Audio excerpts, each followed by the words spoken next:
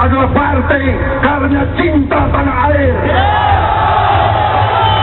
Partai yang setia dan cinta.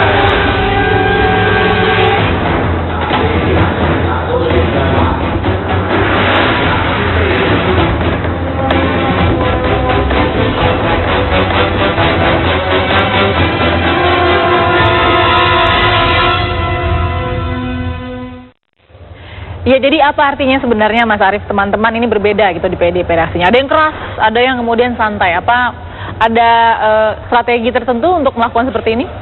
Saya rasa itu dinamika aja ya, biasa seperti itu. Tetapi pada prinsipnya sebenarnya secara kepartaian seluruh kader tuh sekarang sibuk memang menjelaskan tentang beberapa program-program yang terkait yang ingin dicapai oleh PDI Perjuangan apabila diberikan amanat oleh rakyat.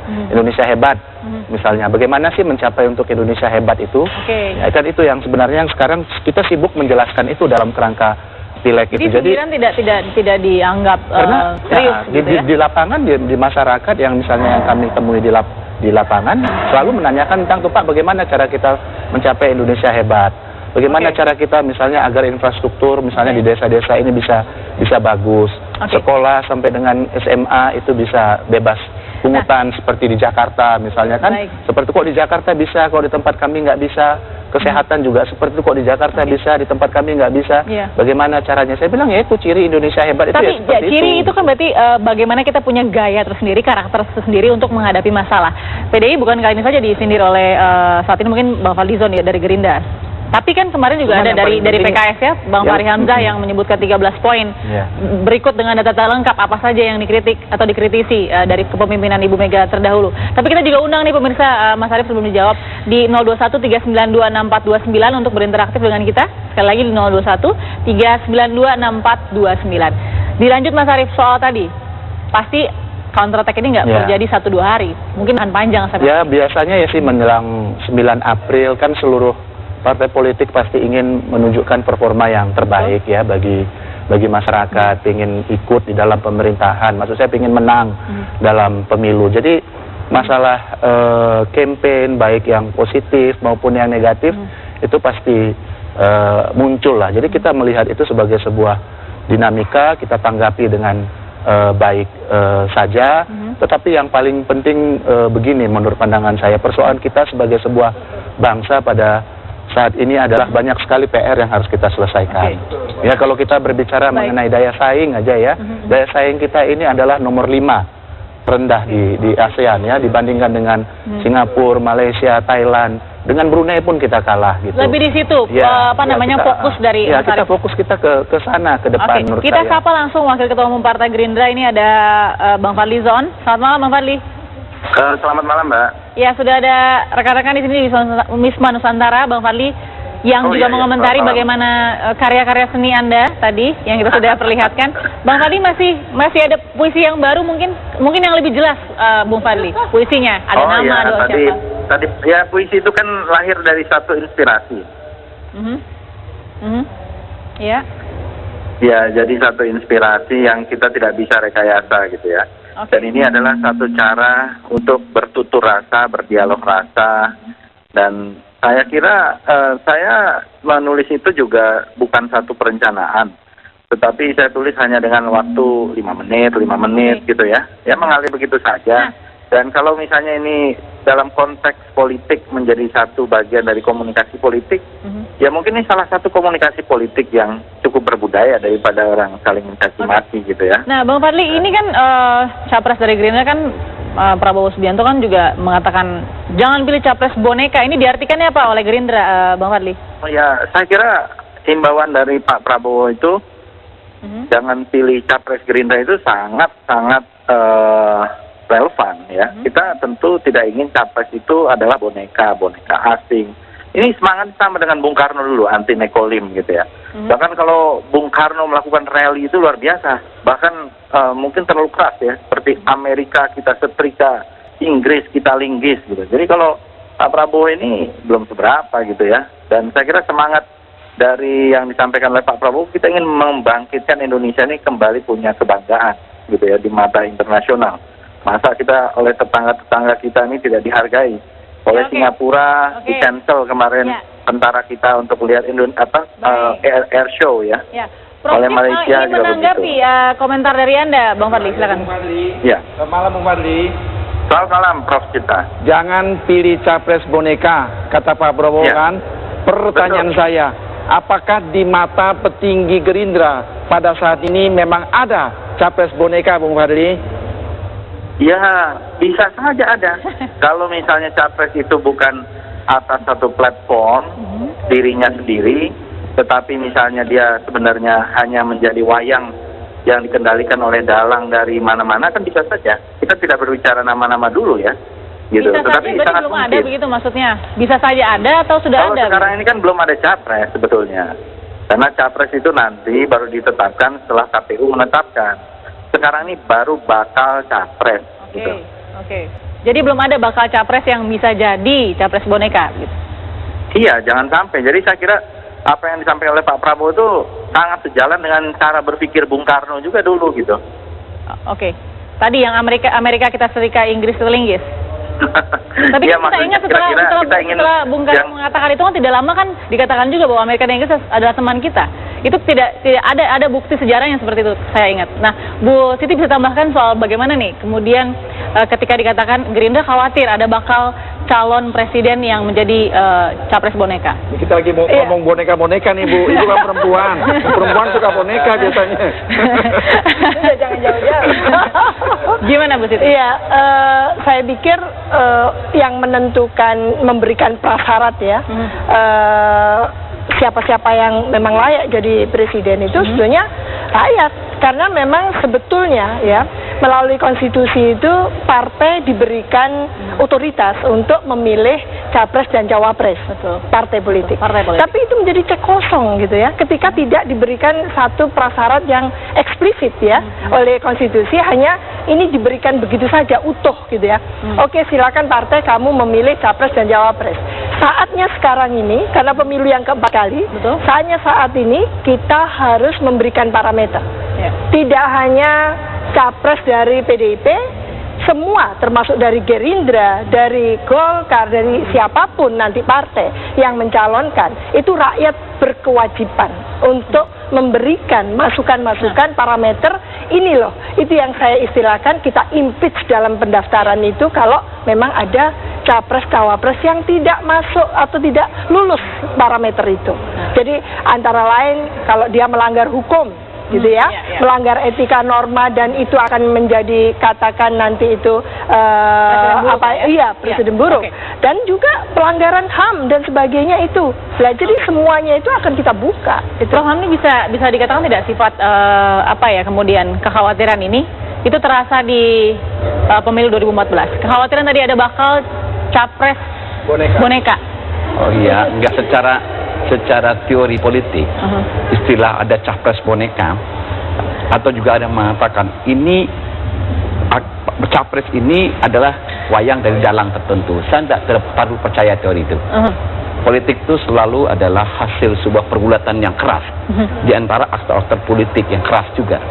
Jadi kalau orang masuk menjadi nominasi calon presiden itu, jadi calon oleh partai, itu dia bukan orang lemah. Dia pasti punya bargaining position yang kuat. Dia punya power yang kuat. Jadi mana mungkin orang yang punya power yang kuat itu disetir oleh orang lain, ya, seolah-olah dia cuma boneka yang nggak penting, wayang yang nggak penting. Itu nggak masuk akal. Oke, itu nggak masuk akal. Mas Arief, berarti Anda yakin tidak bahwa di pemilu 2014 kali ini belum ada tuh bakal capres boneka seperti mungkin yang dikhawatirkan oleh Gerindra, Bung Fadli tadi? Yang pertama kan yang menentukan proses pencapresan itu kan memang hasil dari pemilu legislatif ini ya, ada konstitusi yang mengatur itu. Nah kemudian yang kedua, yang namanya capres ataupun presiden ketika kemudian dia terpilih, dia kan mengemban apa yang menjadi amanat rakyat. Kemudian yang kedua, dia menjalankan apa yang menjadi perintah konstitusi, gitu. Jadi gimana gitu kan? Jadi nggak ada lah ya di partai Anda bakal capres boneka. Kalau menurut saya sih nggak ada. Dan yang menentukan seseorang itu terpilih atau tidak kan rakyat gitu. Oke. Nah, Bu Fadli. Ya. Jadi gimana nih? Sebenarnya sama-sama khawatir, tapi tidak ada tuh capres boneka. Mas Arief juga katakan dari PDIP. Ya, kita berharap memang tidak ada capres boneka, tetapi bukan tidak mungkin kalau itu banyak juga terjadi di negara-negara lain ya. Bagaimana berbagai macam kepentingan itu menitipkan kepentingannya kepada orang-orang tertentu. Apakah kepentingan politik, kepentingan bisnis, kepentingan ekonomi, bisa macam-macam. Ya, artinya intervensi, kalau kita lihat apa yang terjadi di Timur Tengah, di negara-negara lain, itu juga sesuatu yang sangat mungkin. Nah, kita tentu saja berharap jangan sampai terjadi capres boneka di kita, ya, sehingga nanti orang itu bisa bekerja untuk kepentingan bukan kepentingan nasional. Saya kira itu satu hal yang normatif ya, satu hal yang biasa-biasa saja dari himbauan itu. Dan juga dia memang harus bekerja melayani untuk kepentingan rakyat, itu yang kita harapkan. Setuju. Bang Fadli, sebenarnya kalau kondisi suasana kebatinan dari Gerindra sendiri bagaimana sih? Apakah dalam kondisi yang kecewa atau mungkin kurang puas dengan perjanjian yang batal itu atau bagaimana? Dengan semangat juang 45 yang sangat tinggi gitu sekarang ini. Tidak jadi kecewa kita ya berarti Bang dalam high moral ground gitu ya. Jadi tidak ada sedikit pun galau, kecewa, apalagi ini tidak ada itu. Cuma kita dalam satu semangat juang yang sangat tinggi. Kalau puisi itu ya kita harus puitis, dan kalau lihat kata-kata ya itu kan biar orang lain menginterpretasikan. Kalau kita berbicara konteks dari puisi, nah itu sesuatu yang lain. Cuman saya kan masa mau membicarakan puisi saya sendiri, kan lebih bagus orang lain lah yang ketika puisi itu ditulis ya itu sudah menjadi ranah publik gitu. Oke, kita baca. Mungkin Prof bisa baca tidak statement-statement Bang Fadli ini mau kemana arahnya? Maksudnya?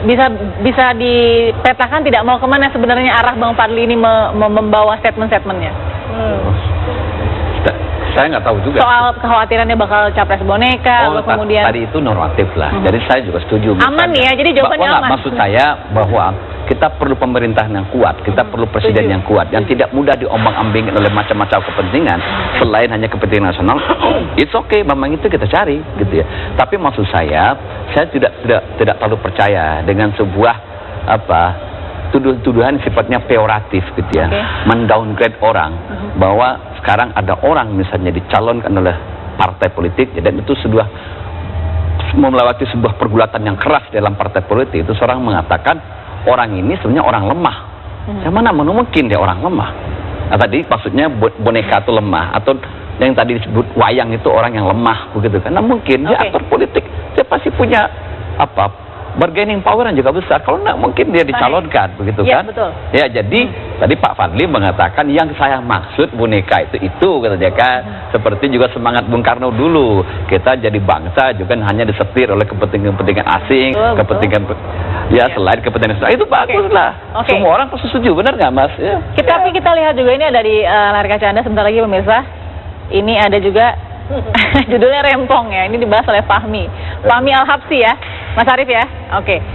1000 caci maki diungkap, 1000 sampah serapah diucap, sumpah serapah diucap, 1.000.000 cara membaras, 1.000.000 siasat menjerat, tapi 1.000.000 doa melesat, 1.000.000 asa terangkat. Ini bukan perang Pandawa dan Kurawa, juga bukan dunia samudra, hanya perang kembangan dalam pewayangan, tak ada gurita, juga paus, hanya anak negeri mengabdi. Sebenarnya sudah jelas ya saling membahas puisi, karena dipakai lagi bahasanya Bung Fadli itu. Bung Fadli membaca atau mendengar balasan dari Fahmi Al-Habsyi yang berjudul Rempong puisinya. Itu bagaimana Bung Fadli? Semakin bagus ya. Makin bagus. Saya kira lebih bagus berbalas puisi itu kan berbudaya ya. Ya itu tapi apa untungnya gitu Bung Fadli berpuisi itu apa yang kira-kira Anda harapkan dari berpuisi? Ya, kalau kita mau melakukan juga edukasi politik, kalau ceramah-ceramah, pidato-pidato mungkin juga sudah biasa. Semakin banyak karya-karya kreatif masuk, seni masuk, mungkin nanti politik kita bisa lebih berbudaya gitu ya. Dan itu akan mengembangkan politik kita juga makin dewasa. Saya kira kalau bersaing di dalam politik itu biasa. Ada perbedaan pendapat, justru harus beda dong, diferensiasi. Kalau semua partai politik sama, bagaimana rakyat mau memilih gitu ya. Jadi punya platform masing-masing kan. Itu ngomong-ngomong penutup puisinya gitu aja kok rempong katanya Bang Fadli. Aku nggak tahu nih Mas Arief mau memberikan informasi juga soal ini puisinya Al-Habsyi bagaimana nih Mas Arief? Ya saya rasa ini menunjukkan bahwa bangsa ini tidak pernah kehilangan daya kreativitasnya ya. Kemudian sastrawan ternyata tumbuh di mana saja, ya esais tumbuh di mana saja, penulis tumbuh di mana saja, Tidak hanya ada di Gerindra, di PDI Perjuangan juga ada, gitu ya. Tetapi kan semangatnya kan kita lihat satu ya, PDI Perjuangan juga punya cita-cita Indonesia hebat, punya cita-cita Indonesia Raya seperti yang pernah disampaikan oleh Ketua Umum. Gerindra juga sama. Yang kita kedepankan itu adalah bagaimana kita bersama-sama gotong royong menyelesaikan banyak PR bangsa pada saat ini. Bu Siti, kalau dibedakan dengan negara-negara lain ya yang punya counter attack antara sindiran 1 dan sindiran 2, ini lebih kayak debat track record gitu. Akhirnya kemudian membuka mata masyarakat untuk melihat, oh ini data sebenarnya. Jadi berani mengungkap data, bukan hanya bicara di permukaan. Ini bagaimana? Iya, jadi saya setuju tadi yang disebut Pak Hamdi ya, bahwa memang harus substansinya, lebih terang benderang. Jangan orang diberikan pekerjaan rumah gitu, bingung menerjemahkan, ini ngomong apa, ini ngomong apa. Jadi menurut saya mengacu pada sindiran Bang Fahri Hamzah, itu jelas sekali. Jadi jelas langsung menukik gitu ya pada inti permasalahan, dan seharusnya PDIP memberikan kejelasan supaya tidak berkembang sendirian ini topiknya. Prof, kenapa Gerindra belum sampai di situ? Terang benderang. Seperti saya enggak tahu, itu pertanyaan cocok ditujukan kepada Fadly Zon. Tapi saya berpendapat puisi ini adanya di mana? Adanya di dunia seni. Dunia seni dengan politik itu sangat berbeda sekali. Dalam politik biasanya mesti terang benderang, pakai yang disebut low context. Ya, kalau puisi begitu. Dulu waktu muda saya sering nonton sandiwara di drama di Taman Ismail Marzuki. Nah, itu Rendra segala, itu puisi. Nah, berarti beda sekali seni dan politikus. Berarti Prof Hamdi bisa nggak dikatakan dengan seperti ini saja masyarakat bisa menilai seperti apa sih karakter politikus kita atau wakil kita nanti? Ya, kalau menurut saya lebih senang gitu loh. Saya setuju dengan Prof Cipta dari mengatakan kalau puisi sebenarnya tempatnya di tempat lain, Taman Mini ya? Taman Mini lah gitu lah. Kalau bagi kita untuk rakyat ya, bagi rakyat supaya kita bisa menentukan ya yang mana yang kita pilih. Terang benderang lebih bagus. Saya apresiasi malah yang dilakukan Fahri Hamzah. Dia katakan dia serang itu kebijakan PDIP, betul. ya, dan silakan kita berdebat. Itu lebih mendewasakan kita. Jadi efektif atau tidak untuk elektabilitas dan popularitasnya di mata masyarakat untuk Gerindra? Kalau ini, masyarakat bisa mengatakan bahasanya lu sendiri menyindir antara lu deh, lu kan yang sakit hati antara lu gitu kan, lu sibuk sendiri aja deh, gua nggak peduli lah kira-kira begitu. Efektif? Tidak efektif. Dari segi komunikasi politik, sindir menyindir tidak efektif, bahkan bisa berbalik, menampar muka sendiri. Apa yang disebut dalam komunikasi itu bumerang efek. Kalau saya boleh sarankan, ya saya kan dekat sama Fadly Zon, teman gitulah. Ya saya sarankan, Bung Fadly, mulai hari ini, mulai jam ini, mulai detik ini, ayo bicara konkret. Jangan masyarakat disuruh lihat, kami sudah lengkap, itu di Kompas 1 halaman penuh, susah kita bacanya gitu banyak gitu loh. Konkret. Ya. Memang betul seperti Fahri Hamzah itu terang, bahasa terang gitu loh. Tinggal sekarang Bung Arief dan teman-temannya bagaimana mengcounter ini. Dengan Arief mengcounternya gitu. Bahasa terang benderang Fahri Hamzah. Bu Siti punya ini efektif atau tidak? Tidak sama sekali. Tidak, karena saya melihat justru menunjukkan ketidakmatangan. Kalau lebih ada sesuatu yang disembunyikan gitu. Baik, tapi kan kita juga nggak suka politikus yang normatif. Come on, pasti kan ada di situ rasa-rasa ingin. Iya. Jadi memang politisi itu selalu ada wajah depan, wajah belakang gitu ya. Nanti saya tanya Mas Arief nih, ya kapan wajah depan, kapan wajah belakang? Gimana Bu Siti terus soal efektivitas? Jadi kita inginkan memang sebetulnya eksplisit tadi, karena ini kan demokrasi itu adalah komunikasi yang efektif.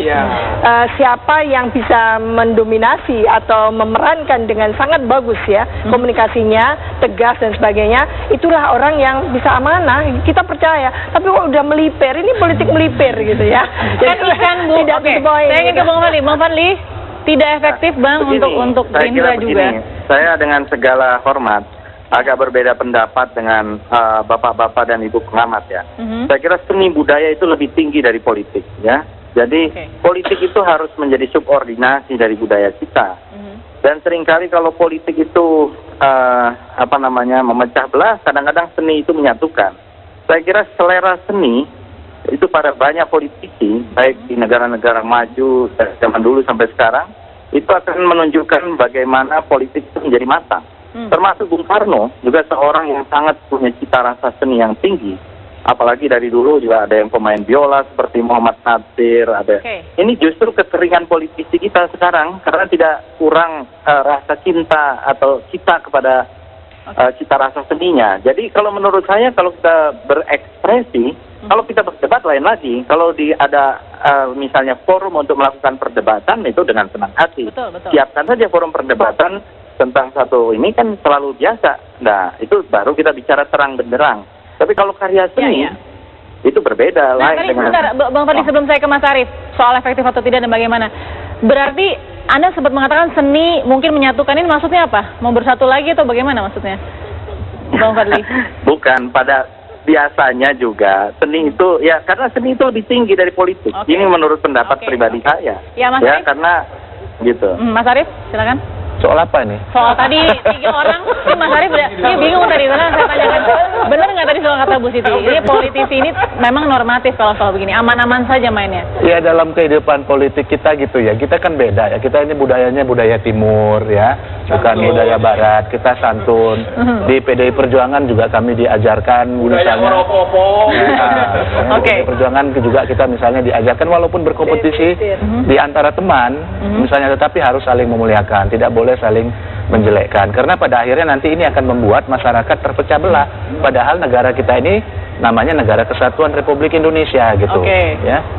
Nah, Bang Fadli terakhir ya, Bang Fadli, setelah dikatakan tidak efektif tadi meskipun seni lebih tinggi daripada politik begitu, masih ada puisi lanjutan, Bang? Begini, kalau tidak efektif ini nggak mungkin menjadi satu semesta pembicaraan. Itu saja sudah menunjukkan ternyata puisi itu bisa menjadi satu wacana yang begitu diskursusnya luas. Ya, baik di dunia maya termasuk di televisi ini. Ya di TV One ini sampai 2-3 hari kan berarti ini efektif dong ya untuk menyampaikan pesan-pesan. Jadi saya kira itu dengan sendirinya terbantahkan gitu. Kita tunggu Bang puisi berikutnya dengan nama, alamat dan nomor telepon, Bang. Baik, terima kasih. Terima kasih Bang Fadlizon. Kita tunggu nanti. Terima kasih Bang Fadli. Terima kasih Prof Hamdi dan juga Prof Cipta, Bu Siti dan juga Mas Arief. Terima kasih sudah di Apa Kabar Indonesia Malam. Kita artikan sendiri pemirsa, Anda menentukan hak pilih Anda digunakan tadi ya untuk pemimpin-pemimpin yang benar. Baik. Selamat malam. Saya Beris Manisang. Sampai jumpa.